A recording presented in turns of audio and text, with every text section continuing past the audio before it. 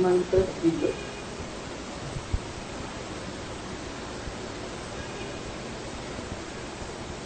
સયજ્જેકમાત્રં અભિધ્યાયિત સતેનૈવ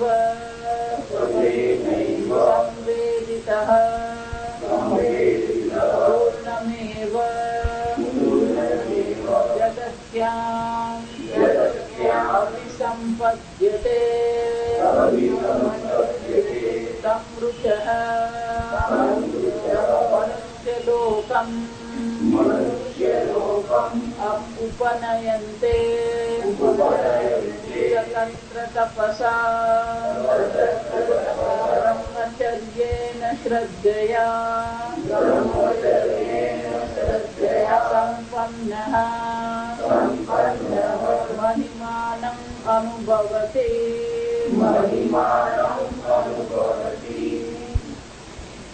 સયદિ એકમાત્રમ અભિધ્યાયિત. પીપલાદની સિદ્ધો અહીંયા આગળ અર્થ પ્રગટ કરી દે. ઓંકારની 3 માત્રાઓ અ, ઉ અને મ, અને જે ચતુર્થ છે અને અમાત્ર કહેવામાં આવે. ઓમ એમ બોલીએ આપણે, પછી ત્યાં આગળ ખાલી જગ્યા અને અમાત્ર એટલે કશું નથી, માત્ર છે જ નહીં. આ ઉ મ અને પછી 2 ઓમકારની વચ્ચે જે સ્થાન છે, જે ગેપ આપણે ઉભી ગાળો જે છે એને અમાત્ર કહે. ત્યાં કોઈ માત્રા નથી. અ, ઉ અને મ. શાસ્ત્ર આ ઓમકાર પર આરોપ કરે. આપણે આગળ જોઈએ, તમારું સ્થૂળ, સૂક્ષ્મ અને કારણ શરીર. સ્થૂળ શરીરને વિશ્વ કહેવામાં આવે, સૂક્ષ્મ શરીરને તૈજસ કહેવામાં આવે, કારણ શરીરને પ્રાજ્ઞ કહેવામાં આવે. તો વિશ્વ કોને કહેવામાં આવે? સ્થૂળ શરીર જે અભિમાની જે જીવ છે એને શું કહેવામાં આવે? વિશ્વ. સૂક્ષ્મ શરીર અભિમાની જે છે એને તૈજસ કહેવામાં આવે. કારણ શરીર અભિમાની છે એને પ્રાજ્ઞ કહેવામાં આવે. એ જ રીતે સમષ્ટિ સ્થૂળ શરીર છે એને વિરાટ કહેવામાં આવે. સમષ્ટિ સૂક્ષ્મ શરીરને હિરણ્ય ગર્ભ કહેવામાં આવે. સમષ્ટિ કારણ શરીરને ઈશ્વર કહેવામાં આવે. તો સ્થૂળ શરીર અભિમાની જીવ શાસ્ત્ર એક આરોપ કરે.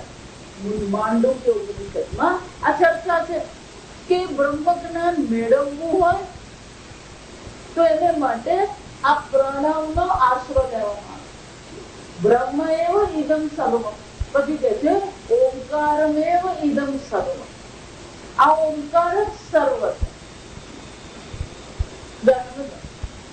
બ્રહ્મ સર્વ છે એમ કીધું, પછી કે છે ઓંકાર સર્વ છે. એનો અર્થ થાય બ્રહ્મ એ ઓંકાર એ બ્રહ્મનું પ્રતીક છે. તો એ બ્રહ્મને જો સમજવું હોય તો આપણે ઓંકારને સમજીએ, ઓંકારને સમજીએ તો બ્રહ્મની સમજ આપણને મળે. અને ત્યાં પણ આ ચર્ચા કે આ છે, હું છે અને માં છે. તો અહીંયા ઉપાસનાની દ્રષ્ટિએ આપણને દર્શાવે. ત્યાં જ્ઞાનની દ્રષ્ટિએ છે, અહીંયા ઉપાસનાની દ્રષ્ટિએ જે મૃત્યુ પર્યંત આ પ્રણવની ઉપાસના કરે છે એને કયા લોકની પ્રાપ્તિ થાય છે એવો પ્રશ્ન છે. એટલે પ્રશ્નને ધ્યાનમાં રાખીને અહીંયા ચર્ચા કરવામાં આવે. અહીં શંકરાચાર્યજી કહે છે સહાયથી અપી ઓંકારસ્ય સકલ માત્રા અભિજ્ઞઃ. હવે વાંચીએ. સ યદી અપી ઓંકારસ્ય સકલ માત્રા અવિભાગજ્ઞઃ ન ભવતિ તથા અપી ઓંકાર અભિજ્ઞાન પ્રભાવાદ વિશિષ્ટામેવ ગતિં ગચ્છતિ એકદેશ જ્ઞાન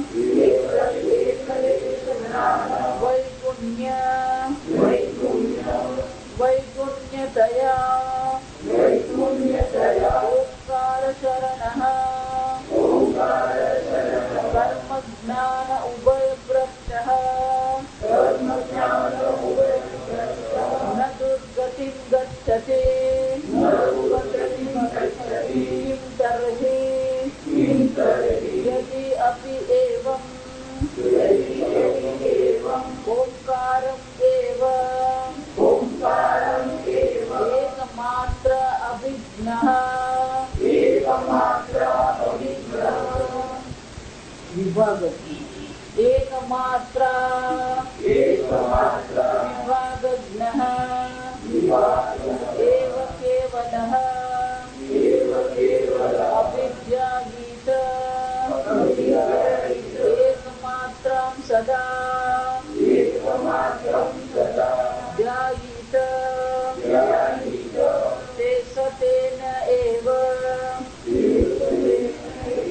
एकमात्रा विशिष्ट ओंकार विज्ञानेन एव संवेदितः संबोधितः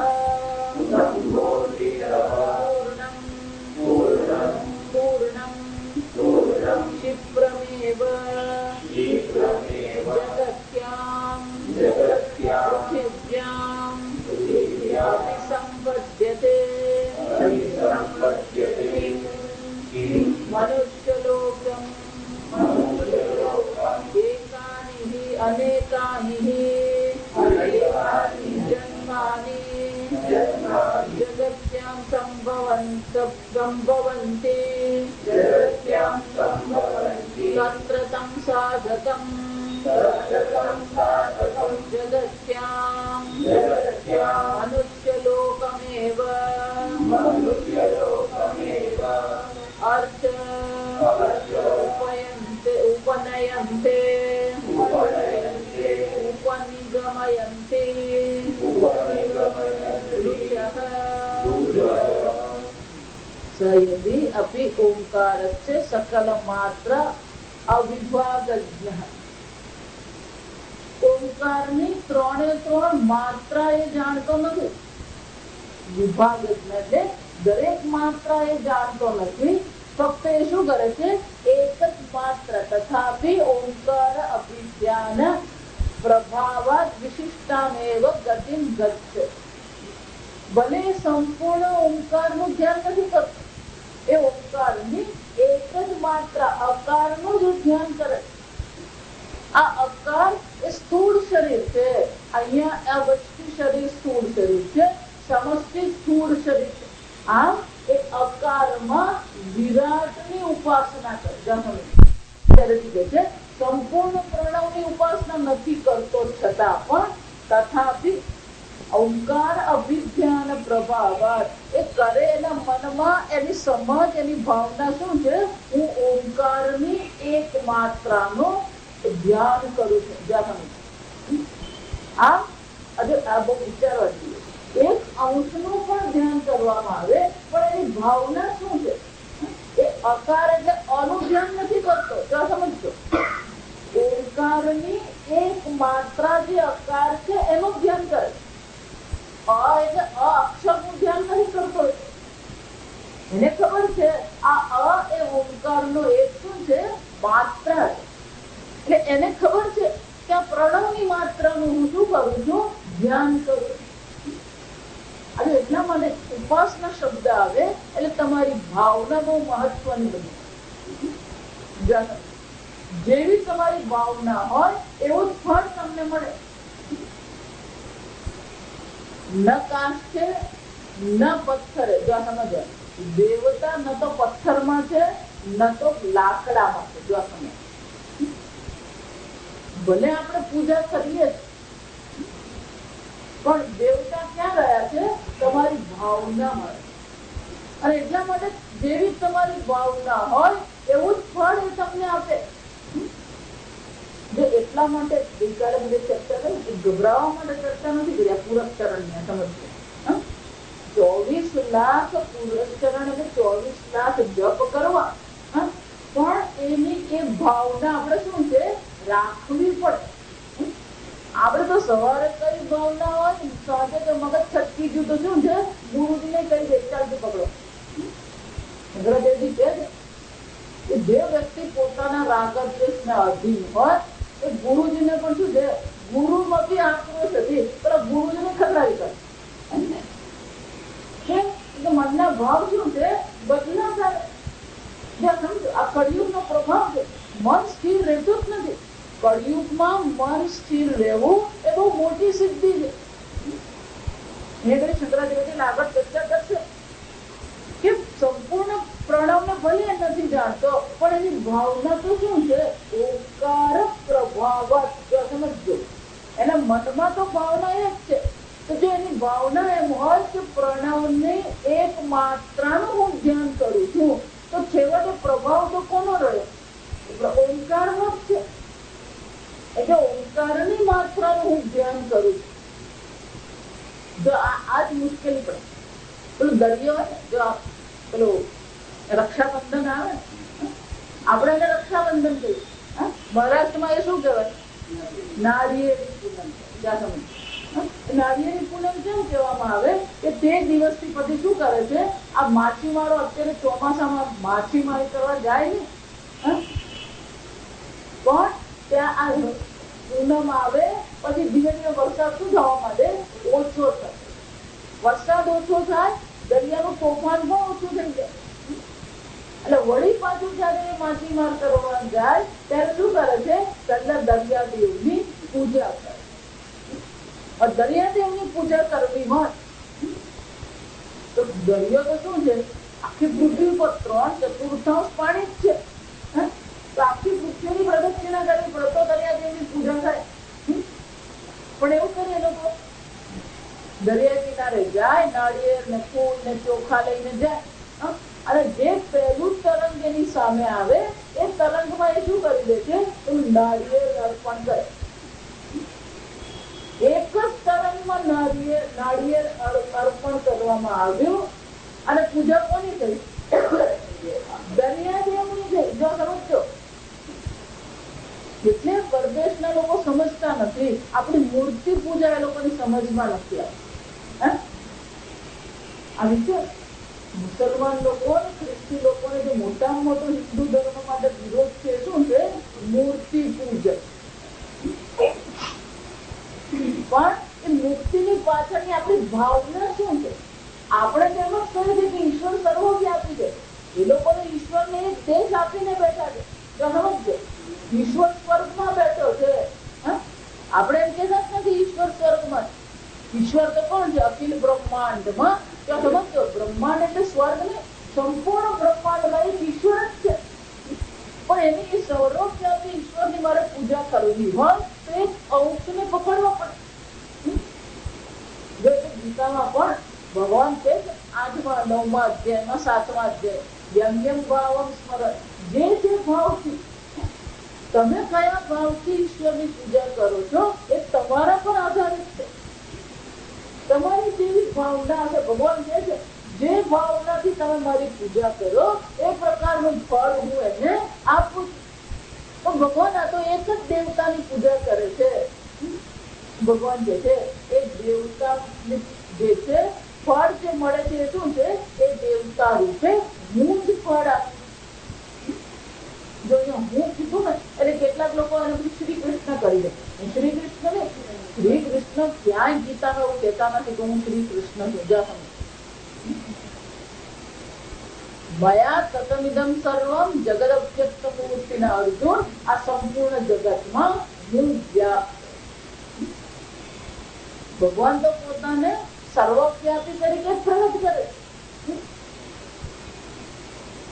બુદ્ધિ બુદ્ધિમતા અસ્મિ, તેજસ તેજસ. એટલે ભગવાન બિચારા 9મા અધ્યાયમાં આખો 10મો અધ્યાય ભગવાન પોતાને શું બતાવે?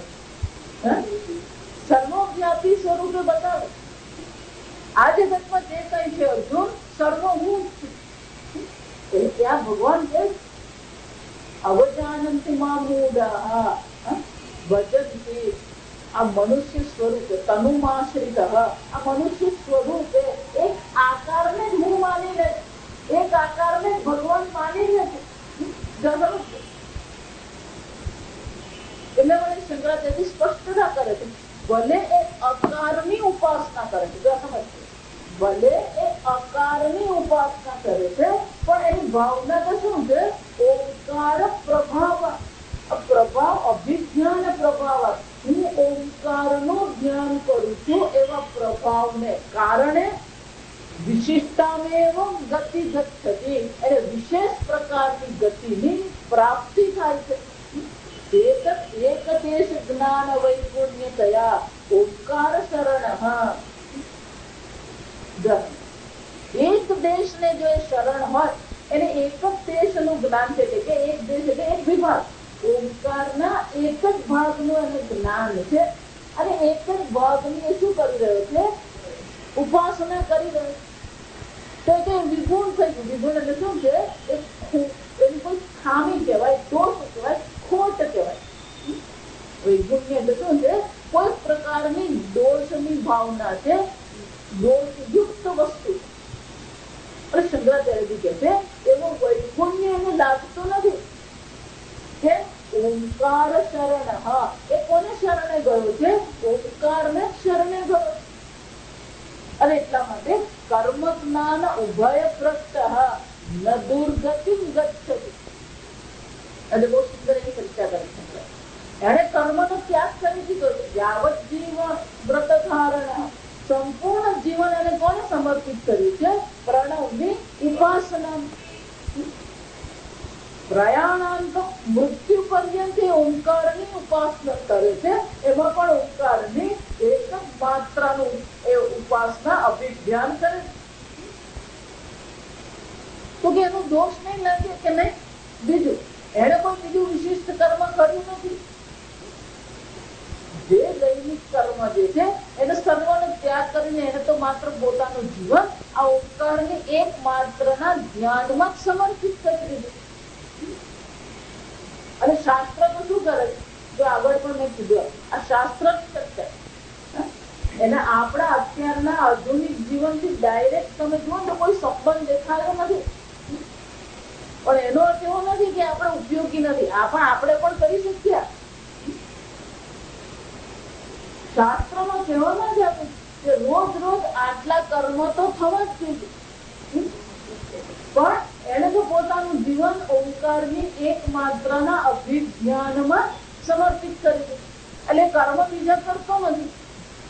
આ સમજ જ્ઞાન એટલે બીજા પ્રકારની જે ઉપાસનાઓ જે છે, બીજા દેવતાઓની જે પ્રાર્થના કરવાની, જો રોજ આ સૂર્ય નમસ્કાર કરવાના, સૂર્યને અર્ઘ્ય ચડાવીએ, સૂર્યને જ્યાં સૂર્યના દર્શન થયા શું કરવાનું હોય? નમસ્કાર કરીએ. પૃથ્વીને નમસ્કાર કરીએ, અન્ય દેવતા પણ સાચું વિચારજો. શું કે છે?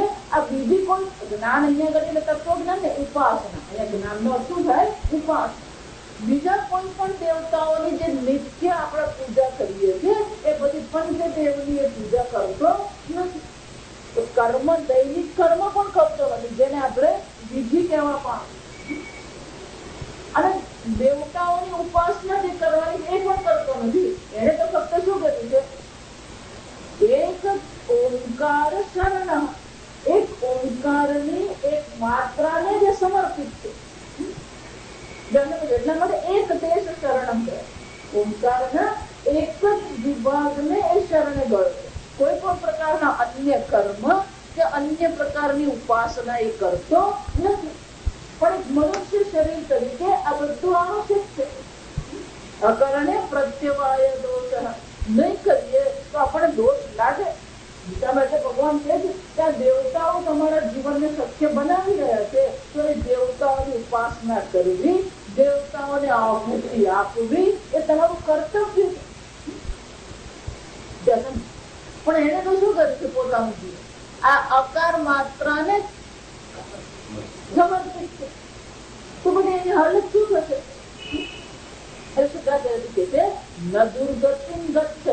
પહેલી વસ્તુ તો એ સમજવાની એની દુર્ગતિ થતી નથી. ભલે કર્મ અને જ્ઞાનથી ઉભય ભ્રષ્ટ, બંને રીતે ભ્રષ્ટ છે. અન્ય દેવતાની ઉપાસના કરતો નથી, રોજના કર્મ પણ કરતો નથી, તો તેને આ ઓમકારની એક માત્રાનું અભિધ્યાન કર્યું, પણ એની દુર્ગતિ થતી નથી. કેમ તરહી? તો પછી એને શું થાય છે? શંકરાચાર્યજી કહે છે યદિ અપિ એવમ ઓમકારમ એવ એકમાત્ર વિભાગજ્ઞ. એને તો ફક્ત ઓમકારની એક જ માત્રાની ઉપાસના કરી. એવ કેવલ માત્ર, કેવલ એટલે કે માત્ર એક જ માત્રાની એને શું કરી છે? ઉપાસના કરી. અભિધ્યાયિત એકમાત્ર સદાધ્યાયિત, ફક્ત સતત શું કરે છે? આ ઓમકારની એક માત્રાનું ધ્યાન કરે.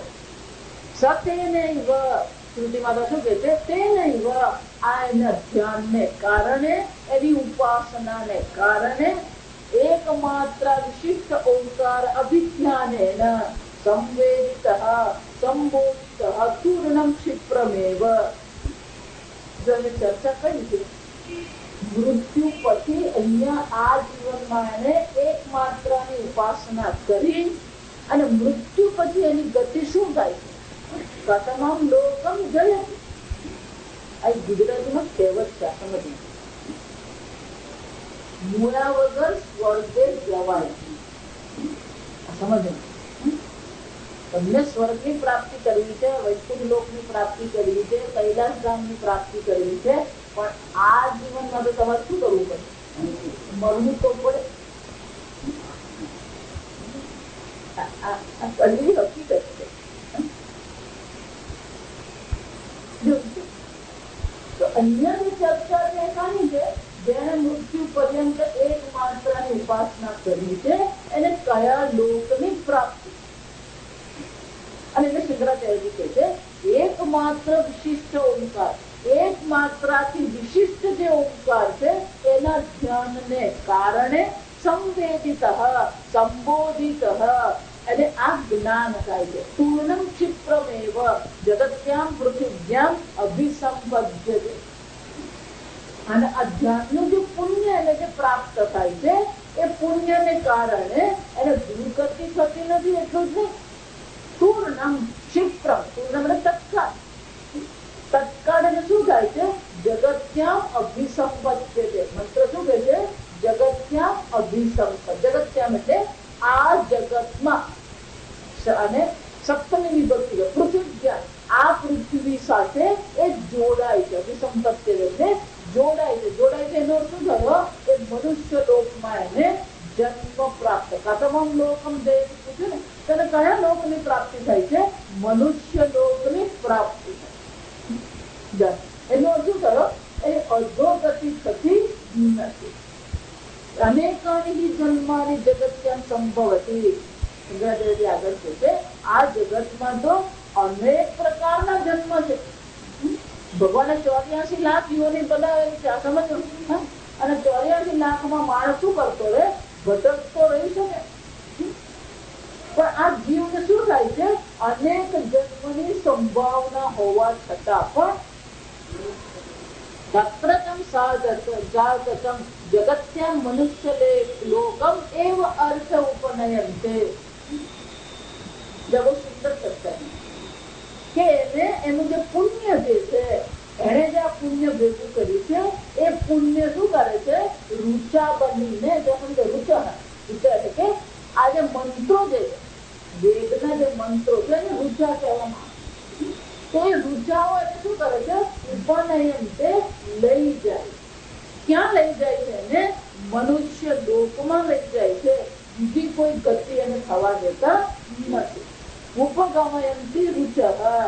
આ રૂચાઓ એટલે કે એને જે પુણ્ય ઉત્પન્ન કર્યું છે, એ પુણ્ય એને શું કરે છે? મનુષ્ય લોકની શીઘ્ર પ્રાપ્તિ કરે. આપણા મનમાં હંમેશા આવ્યું કે મૃત્યુ પછી શું થાય? ક્યાં જીવ ક્યાં ગયો? એટલે એ કહે છે કે જીવ શું કરે છે? જેને આ પ્રકારથી અકાળનું જીવન પર્યંત ધ્યાન કર્યું છે, અને શીઘ્ર તત્કાળ ફરીથી મનુષ્ય યોનિની પ્રાપ્તિ થાય. જો શક્યતાઓ ઘણી બધી છે, કારણ કે આપણું સંચિત કર્મ ઘણું છે. અને સંચિત કર્મમાં 84 લાખ યોનિની શક્યતા પડેલી. જયારે આપણું આ પ્રારબ્ધ બને પછી બાકીનું સંચિત કર્મ તો છે.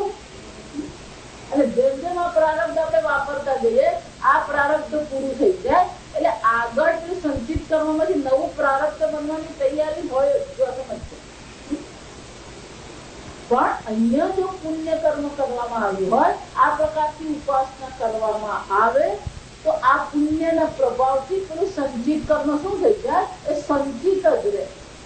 અને નવો એને મનુષ્ય લોકમાં આ પુણ્યને કારણે જન્મ.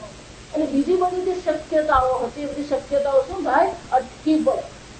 એનો અર્થ એવો નથી કે પુણ્યશાળી છે એટલે કે એના ખાતામાં બીજા પાપ પુણ્ય નથી. એ તો છે. અને એ પાપ પુણ્ય છે ને ત્યાં સુધી આ ગતિ તો થતી જ રહેવાની. એટલે શંકરાચાર્ય કહે અનેક જન્મની શક્યતાઓ તો છે. જગત્યામ અનેકની જન્મની સંપન્નતા. એના સંચિત કર્મને આધારે અનેક જન્મની શક્યતાઓ તો પડેલી જ છે. છતાં પણ આ જન્મમાં એક ઓમકારને શરણ થવાથી એ બાકીની બધી શક્યતાઓ દબાઈ ગઈ. અને પછી શું થાય છે? આ ઓમકાર એક માત્રાના ધ્યાનને કારણે એને શું થાય છે?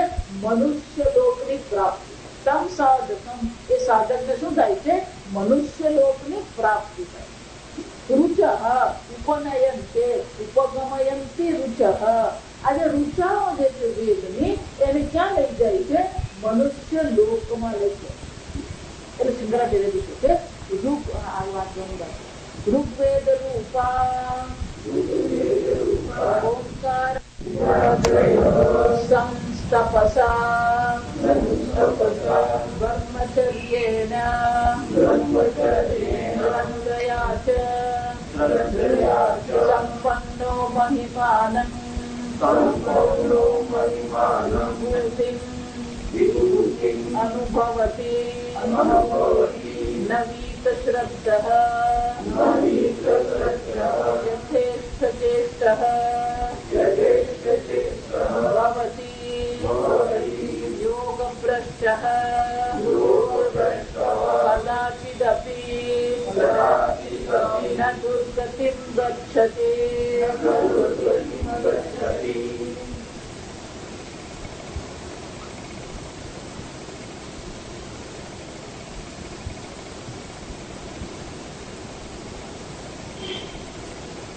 મનુષ્ય લોકની પ્રાપ્તિ થાય છે. એટલે કે મનુષ્ય શરીરની, એટલે મનુષ્યનો જન્મ એને ફરીથી મળે. એક સંપ્રદાય એવું કે છે કે તમને શું છે, એક વાર તમે મનુષ્ય બનો પછી સતત તમે મનુષ્ય જ બનતા રહો. પણ એક વાર એટલે ક્યારે? પ્રશ્ન શું જવાબ તમે એ લોકોનું પહેલું વાક્ય ખોટું. એક વાર એટલે ક્યારે? અત્યારે હું મનુષ્ય છું એ તો ખાતરી જ છે, પણ એનો જો તર્ક હોય તો પહેલા પણ કોણ હોવું જોઈએ? મનુષ્ય. એના પહેલા પણ શું હોવું જોઈએ? તો જ મનુષ્ય મળે. લોકોનો તર્ક શું છે? પણ એક વાર પહેલી વાર મનુષ્ય ક્યારે મળે?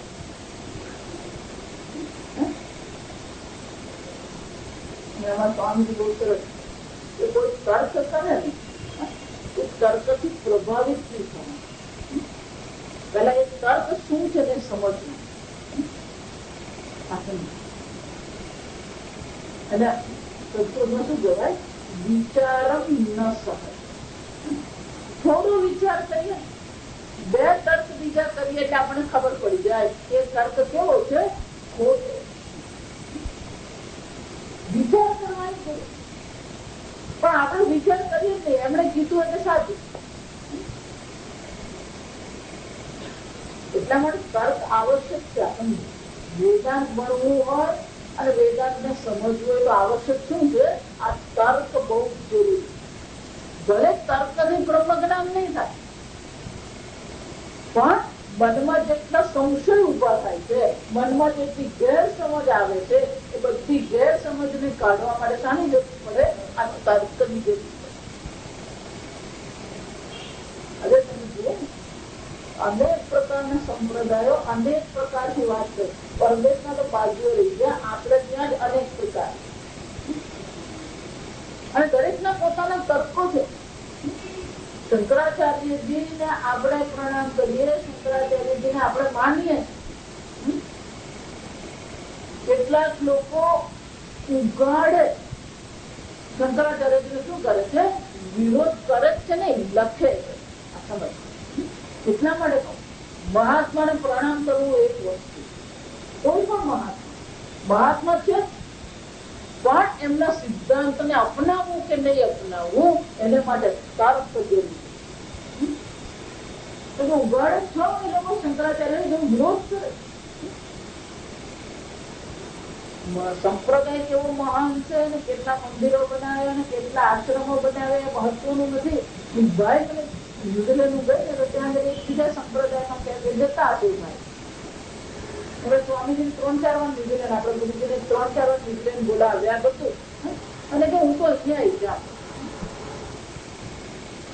તમે જાઓ ને એમાં કઈ વાંધો નહીં, પણ એ લોકો શું બોલે છે, શું કરે છે સમજવું પડે. ના ના, એ લોકો તો બધું જ અપનાવે. એટલે એ લોકોનું એક નાનું પુસ્તક, અથવા દરેક સંપ્રદાય વાળા એ લોકોના પુસ્તકો, એવું તો એ લોકો નાનું એક પુસ્તક હોય. તમારી પાસે હાથ મને આપ્યું છે, મહાત્મા આવ્યા હતા ને એમણે મને આપ્યું, તમે વાંચ્યું છે કે ના? મેં કીધું આખું પુસ્તક વાંચવાની કોઈ જરૂર નથી, એનું ખાલી છેલ્લું જ પાનું ખોલો. છેલ્લા પાનામાં સ્પષ્ટ રીતે લખેલું છે કે શંકરાચાર્યજીનો અદ્વૈત ખોટો નામ સહિત લખે. એટલા માટે તર્કની જરૂર પડે. એક શંકરાચાર્યજીને ખોટા બતાવે એટલે આપણે એને ખોટા બતાવવાને એમ નહીં, પણ એ કઈ રીતે ખોટા છે આપણે શું કરવું પડે? સમજવું પડે. કે આપણા માટે તો એ બી ઠીક છે, વો બી ઠીક છે, એ પણ સરસ છે ને આ પણ સરસ છે. સમજો હવે અહીંયા આવવાની એક દિવસ મળવા મને આવે. એમણે મારી ગીતા જે અગ્રવર્તિકા હતી એ સુરતથી ફોન કરીને મને મળવા આવ્યા. મને કહે કે આ બધું હું જોઉં છું, પણ તમારું પુસ્તક જેવું ખૂબ પ્રભાવિત થઈ ગયું, હું તમને મળવા આવ્યો. અને ભાઈ એક મોટું એક્ઝિબિશન કરવામાં, પણ એક્ઝિબિશનમાં કોઈ સંપ્રદાયનું પણ મહાન પડે, વૈદિક સંસ્કૃતિનું આપણે શું કરવું છે? એક્ઝિબિશન, પ્રદર્શન. એટલે મને કે મારી પાસે આ પણ મેં ગીતા વાંચી, આ પણ ગીતા વાંચી. જો તમે આ ગીતા તે વાંચી, એમાં એ લોકો આ પ્રકારથી બસ આ જ મને સમજવી પડી. હજી હું વાક્ય મારું પૂરું કરું એટલે તરત મને શું કહે છે? બસ આ જ વસ્તુ મને સમજાય કે આવું કેવી રીતે એ કહી શકે. પણ ક્યારે ખબર પડે? તર્કથી સમજીએ તો એટલા માટે એ સામેવાળું શું કે તરતથી પકડવું પડે. બીજો સંપ્રદાય એમાં પણ એ મહાત્માએ લખેલું જ છે કે શંકરાચાર્યજી જે ઉપનિષદના અર્થ કરેલા છે બધા જ ખોટા છે, હું જે લખું છું એ સાચું. જો વિચારજો આપણે સીધું શંકરાચાર્યજીને ભણીએ ને આપણે એમ જ લાગે બધું બરાબર છે. એક બેન એ સંપ્રદાયમાં 10 વર્ષ સુધી સમર્પિત હતા. પછી જયારે એમણે ઉપનિષદને શંકરાચાર્યજીને ભણવાનું શરૂ કર્યું એ પછી મારી પાસે આવે મારે ત્યાં બેસીને વરાંડામાં બેસી મને એના પણ અમે તો આવું કીધું, શંકરાચાર્યજી તો આવું કીધું, આ કેમ આવું કીધું. જો વિચાર્યું હવે મુશ્કેલ છે કે શંકરાચાર્ય પણ કહે છે કે પ્રમાણ હું નથી. આગળ શું કહેલું? શાસ્ત્ર પ્રમાણ. તમારા માટે પ્રમાણ કોઈ વ્યક્તિ નથી. પ્રમાણ તો શું છે? શાસ્ત્ર છે. શાસ્ત્ર શું કે છે આપણા માટે મહત્વનું. આ બધા સંપ્રદાય માટે શાસ્ત્ર ને અપનાવે. જો આ સમજ ભગવાન ને અપનાવે પણ અર્થઘટન શું કરે છે? પોતાની રીતે કરે. શંકરાચાર્યજી પછી બીજા 5 મહાત્માઓ છે. રામાનુજાચાર્ય, માધવાચાર્ય, નિંબકાચાર્ય, વલ્લભાચાર્ય, આ બધા મહાત્માઓ છે. એ લોકોની ભક્તિ આપણને મંજૂર છે. પણ એ બધા શંકરાચાર્યજીને શું કરે છે? ખુલ્લે આમ વિરોધ કરે. જો વિચારજો પ્રશ્ન એ છે કે તમારે વિરોધ કરવાની જરૂર છે. શંકરાચાર્યજીને ખોટા પાડીને તમે સાચો કરો એનો અર્થ શું? આપણે ગુજરાતીની કહેવત છે કોઈની લીટી કાપીએ એના કરતા આપણે આપણી લીટી શું કરીએ? મોટી બનાવીએ. મને પણ તમે આ બધો વિરોધ શું કામ બતાવો? હું વિરોધ એટલા માટે બતાવું છું કે તમને પણ સ્પષ્ટતા હોવી જોઈએ. મને વલ્લભાચાર્યજી સાથે કોઈ વિરોધ નથી, કારણ કે વલ્લભાચાર્યની ભક્તિને પણ પ્રશંસા એટલી જ કરું છું. અષ્ટપ્રહારની જે ભક્તિ છે એ શ્રેષ્ઠ ભક્તિ છે. રામાનુજાચાર્ય છે, તિરુપતિનું આખું મંદિર છે, કયો સંપ્રદાય છે? આ રામાનુજાચાર્ય સંપ્રદાય. પણ એ લોકો જે ખુલ્લે આમ શું કરે છે? આ પ્રકાર રામાનુજાચાર્યજીએ તો જે રીતે શંકરાચાર્યનો વિરોધ કરે એટલે એમના ભાષ્ય તમે જયારે વાંચો ત્યારે તમને ખબર પડે કે એ લોકો ખુલ્લે આમ શું કરી રહ્યા છે? શંકરાચાર્યજીને ખોટા પુરવાર કરવાનો પ્રયત્ન કરે.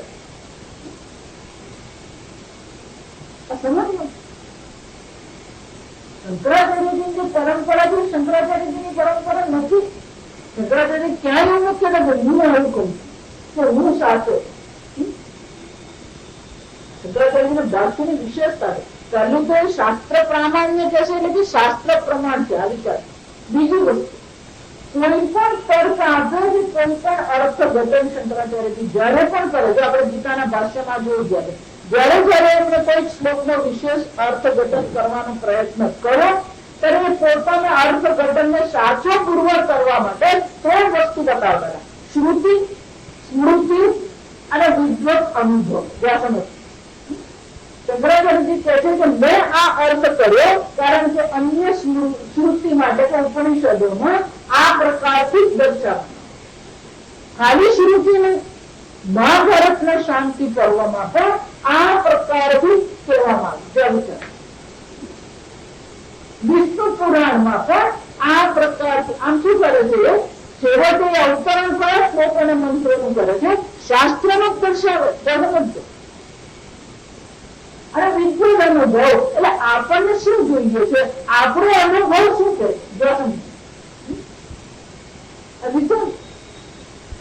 શંકરાચાર્યજીની વિશેષતા એ શ્રુતિને સાથે લઈને ચાલે. એ એકલા પોતે નથી કરતા, પોતાના અર્થઘટન કરતા નથી.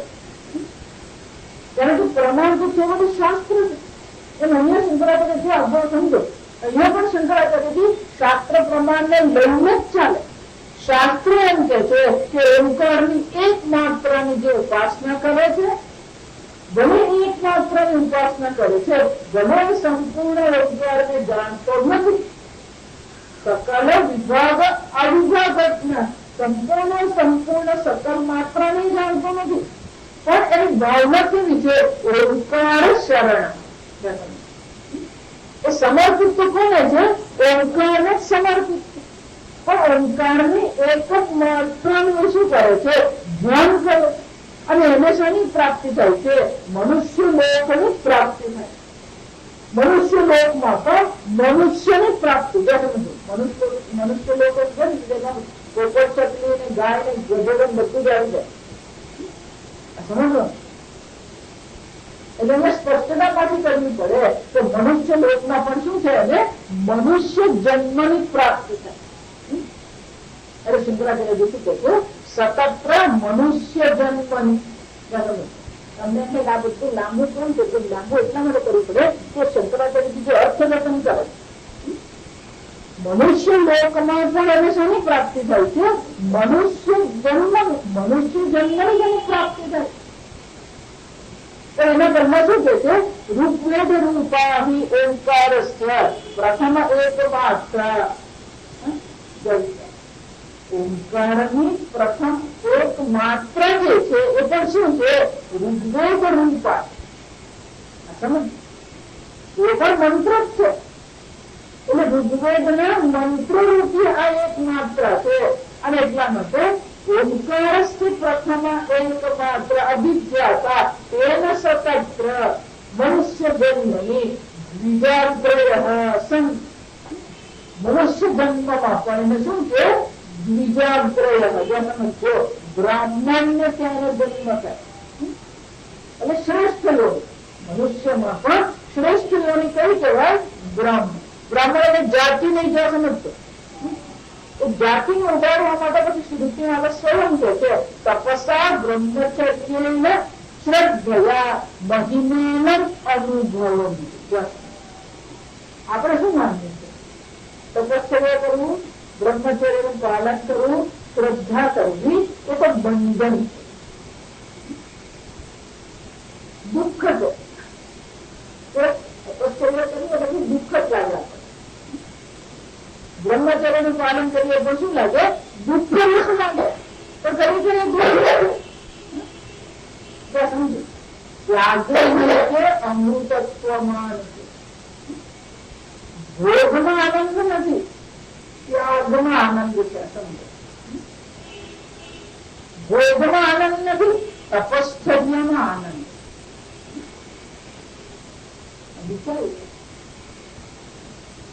ભોગનો જે આનંદ છે એ પશુનો આનંદ છે. આ સમજો? પાછવી આનંદ છે, તામસિક છે. પણ ત્યાગ કરવો, તપશ્ચર્યા કરવી અને એનો જે આનંદ છે એ સૂક્ષ્મ આનંદ છે. એવું નથી. એટલે આપણે ઘણી વખત શ્રાવણ મહિનો કરતો ને એની દયા ખાઈએ. આપણી આ હાલત કેવી? કારણ કે આપણે શું માનીએ? દયા નથી થવાની, એ તમારી દયા ખાઈ. ભોગમાં આનંદ જોવો મૂર્ખતા છે, પુત્રમાં આનંદ જોવો મૂર્ખતા છે, જળમાં આનંદ જોવો શું છે? મૂર્ખતા છે. સમજશો? ખરો આનંદ ક્યાં ગયું? તપશ્ચર્યામાં છે, શ્રદ્ધામાં છે. પંચકોશી ક્યારેક આપણે ભણીશું ત્યારે જોયું. પંચકોશી એટલે 5, 15, 5 અને 10 એટલે 15. 15 પ્રકરણ ગ્રંથ છે ત્યારે શું કહેવામાં આવે? પંચકોશ. અને છેલ્લા 5 પ્રકરણ જે છે એ આનંદને સમર્પિત.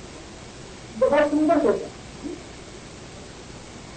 તો પહેલો આનંદ આપવા માટે કયો છે? વિષય આનંદ. નિકૃષ્ટ આનંદ છે. આપણે એને શ્રેષ્ઠ માનીએ. કેમ? જલારામ ને ખમણ ખાધા હોય ને રાજારાણી ને વડાપાવ ખાઈએ. આ તો સ્થૂળ છે.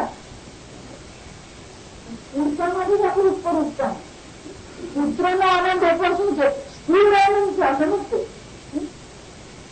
ઘરનો આનંદ, સંબંધનો આનંદ પણ શું છે? સ્થૂળ.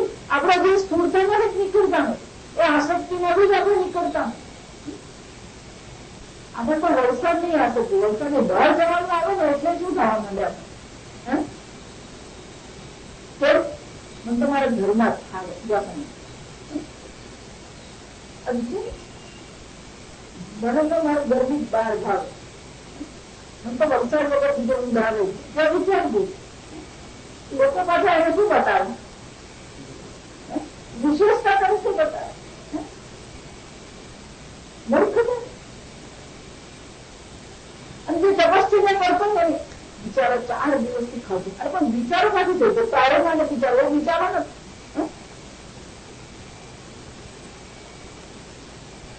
આ વિચારા કોણ જે આપણે વિચારીએ તો બધું જતું. પરંતુ જો ને 36-40 કલાક ટ્રેનમાં બેસવાનું સામાન્ય જેમ ટ્રેનમાં જતી હોય ને તો વાત નહીં કરું તો કોઈ જોઈને ગુજરાતી છે એવું સમજે નહીં. ઘણા લોકોને એવી ગેરસમજ થાય ગુજરાતી કોઈ ખબર નહીં પડે. હું કોણ સાથે વાત નહીં કરું તો વડોદરાથી દાદા હું સુરતથી બેઠે બેઠા કરી મને સન્યાસી તરીકે જોયું ને એટલે બા દાદા એકબીજા સાથે વાત કરે. એ લોકોને એમ આ તો ગુજરાતી મેં કોઈને ધ્યાન કરું તો ફોનમાં અંગ્રેજીમાં વાત કરું જેમ કેમ કીધું પાછું છે ગુજરાતી નથી દાદા ગુજરાતી સ્વરૂપ પહેલું વાંચું તો મજા નહીં. બિચારાને એટલું બધું હું દુઃખ થયું કે આટલી જુવાનીમાં સંન્યાસ લઈ લીધો. સંન્યાસ લેવાને આટલું શું માનવું હતું? દુઃખ દયા તમે કરું દયા તમે કરો છું ને સમજો. પછી પણ બધો ડરાતું હવે થયું એવું પછી થોડું સાંજ પડ્યું આ કલ્યાણ મુંબઈ આવે તો સાંજ પડવાનું અને પછી દાદા વડોદરાથી જમીન બને એટલે ભૂખ લાગે એટલે નાસ્તા પાણી કરે. વડોદરાથી ચડે ને દીકરા એમને ચડાવી ગયેલા દીકરા દીકરો એટલે ખેલા બધા એમને મૂકેલા. એટલે આ દાને ખબર નહીં કે નાસ્તાની ચલો કઈ બાજુ મૂકે તો બંને મોટી ઉંમર 60-70 વર્ષ. દાદા એ પૂછ્યા ને ખાવાનું કર શાંતિ દાદા એટલે બાય દાદા પૂરો ચાલા દેખાતા નથી. એટલે દાદા એમ કરીને દેખતા દેખાયું બિચારા અહીંયા શોધે અહીંયા શોધે તો બાર બધા કેમ બરાબર એમનું નીચે પર કીધો એટલે ત્યાં અહીંયા ક્યાં એટલે દેખાય નહીં. તો બા દાદા ખસે ને મેં જોયું કીડો ચાલે ત્યાં તો મેં કીધું બા આખો કીડો ચાલે મેં સરસ રીતે કીધું